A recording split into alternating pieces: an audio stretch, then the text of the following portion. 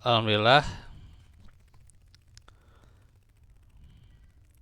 hamdan katsiran thayyiban mubarakan fi mubarakan alaih. Asyhadu an la ilaha illallah wa asyhadu anna Muhammadan abduhu wa rasuluh alladzi la nabiyya ba'da. Alhamdulillah, ikhwatu fillah, kita kembali lagi di siang hari ini di dalam majelis ilmu yang kita melanjutkan pelajaran seputar keimanan dalam pokok-pokok keimanan atau usulul iman yang kita sudah mengkaji seputar bagaimana cakupan iman kepada kitab-kitab Allah dan juga dalil-dalil yang menjelaskan bagaimana kitab-kitab yang diturunkan, yaitu suhuf ya, Taurat, Zabur, Injil, dan juga Al-Quran ya. Itu yang disebutkan ya.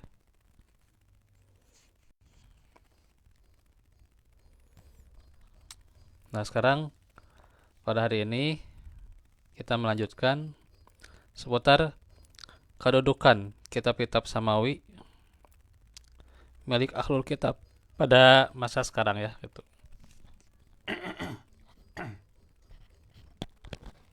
Nah, kitab-kitab yang dimiliki oleh orang-orang Yahudi maupun Nasrani saat ini, mau Taurat maupun Injil ya, tidak diragukan lagi bahwa semua telah mengalami penyimpangan dan penyelewengan ya gitu.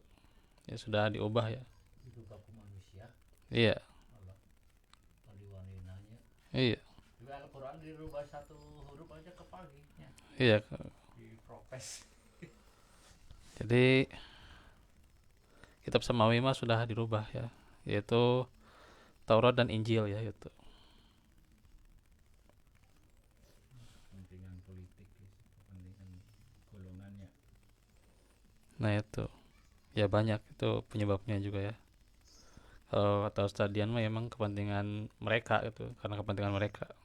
Ya, kan bisa iri orang Arab yang jadi nabi kuduna orang Israel masih natehnya. Nah, karena itu kitab-kitab samawi yang milik Yahudi maupun Nasrani ya, Taurat atau Injil juga, itu tidak bisa didasarkan atau disandarkan kedudukannya dengan kitab-kitab yang telah diturunkan Allah kepada para nabinya. Maka Taurat dan Injil yang ada saat ini bukan termasuk kitab suci yang kita diperintahkan untuk mengimani secara terperinci ya.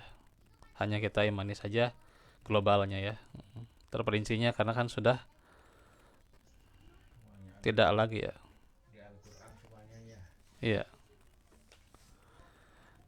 Karenanya tidak sah pula keimanan terhadap sesuatu yang ada di dalamnya kecuali apa yang telah dinyatakan kebenarannya oleh Al-Quran pada keduanya ya.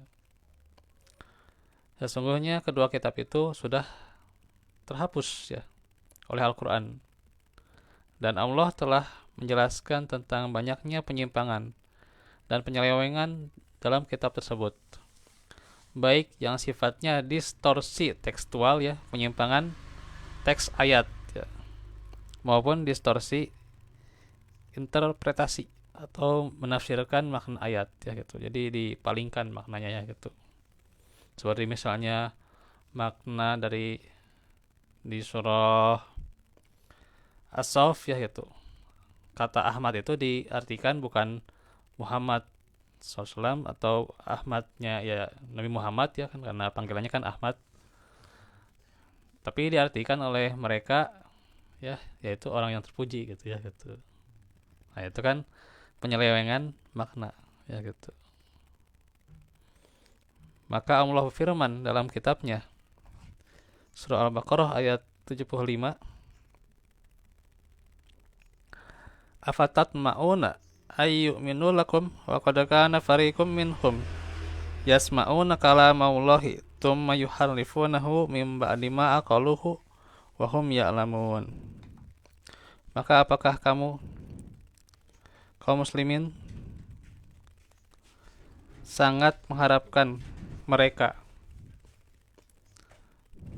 akan percaya kepadamu, sedangkan segolongan dari mereka mendengar firman Allah lalu mereka mengubahnya setelah memahaminya, padahal mereka mengetahuinya. Tuh, insyaallah. Jadi dengan demikian jelas ya penyimpangan yang telah dilakukan mereka, mulai dari merubah firman-firmannya, sengaja melupakan peringatan yang datang kepada mereka, menganggap bahwa mereka menserikatkan Allah dengan sesuatu yang lain, hingga akhirnya mereka menulis sendiri ayat-ayat suci itu dengan tangan mereka sendiri, kemudian mengatakan ini adalah dari Allah ya, Masya Allah ya. Iya. Padahal itulah iya, buatan tangan mereka sendiri ya. orang pintar kan gitu. Pintar sekali kan. Iya.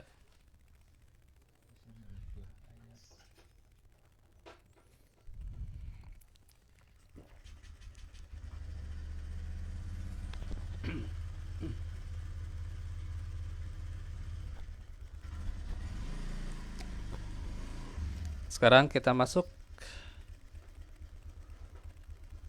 tentang Al-Quranul Karim ya. Salam.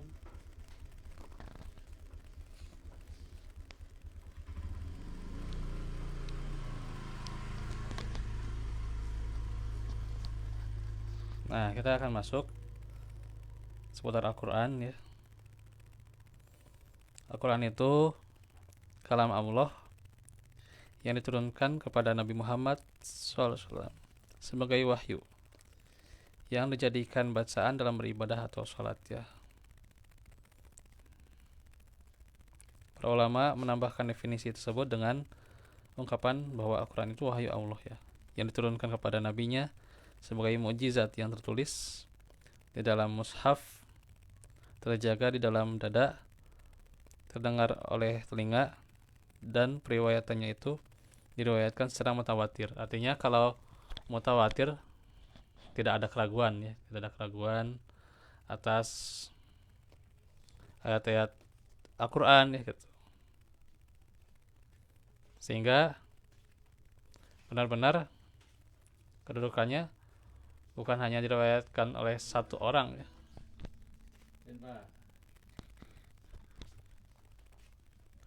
Bukan diriwayatkan oleh satu orang ya, tapi diriwayatkan mutawatir itu banyak ya, banyak, sehingga karena diriwayatkannya banyak itu ya.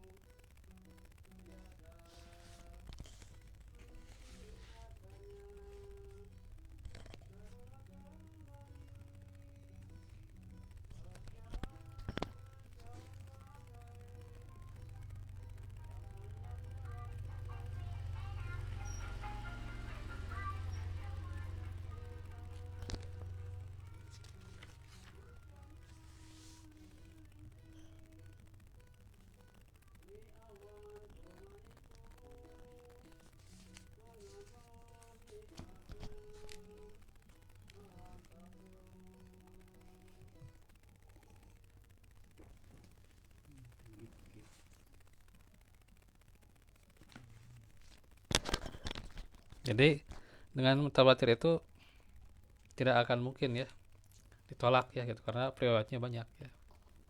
Beda dengan hadis ahad kan riwayatnya cuma satu ya, gitu. Kalau Al-Quran riwayatnya banyak ya, tidak mungkin ada yang melemahkan ya gitu. Nah itu ya, selain tentunya juga Al-Quran itu adalah firman Allah ya, kalam Allah ya, itu jelas sekali ya. Nah itu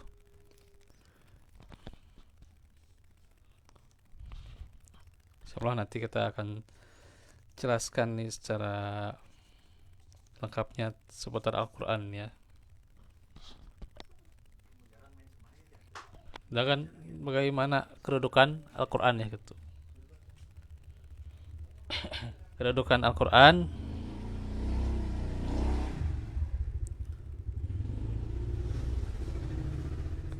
ya sebenarnya sih ada buku khusus ya. Itu buku khusus tentang Al-Quran. Tapi ya kita mah paling penjelasannya singkat saja ya. Nah itu mungkin paling secara definisi dulu ya.